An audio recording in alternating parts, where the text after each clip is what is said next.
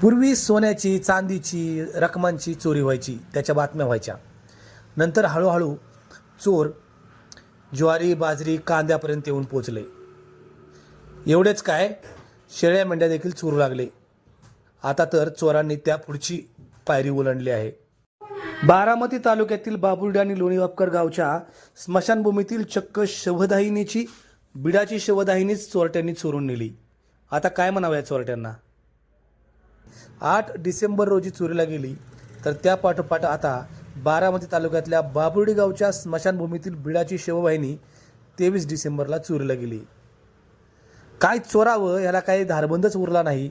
पण त्यापेक्षा माणसांचं मरण देखील किमान स्वस्त व्हावं अशा अभिप्रेत असलेल्या ठिकाणी, स्मशानभूमीत सरण रचायची ठिकाणं देखील चोर चोरी करू लागलेत. या चोरांचा बंदोबस्त करायला हवा अशी मागणी ग्रामस्थांची आहे. चोरट्यांनी चक्क स्मशानभूमीतील बिडाची शवदाहिनी उचलून नेली म्हणजे आता जिवंत माणसालाच नव्हे तर मृत्यूलाही सुटका नाही अशीच अवस्था. चोरांची मजल आता स्मशानभूमीपर्यंत पोहोचली आहे.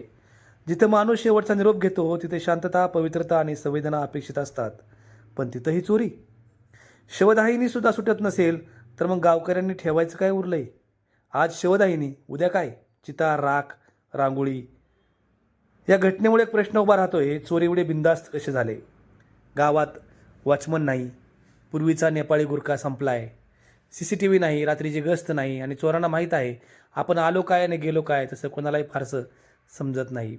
खरं तर हे विडंबन आहे की वास्तव कळेनासं झालंय. माणूस जिवंत असताना सुरक्षित नाही आणि मेल्यावरही नाही ही शोकांतिका.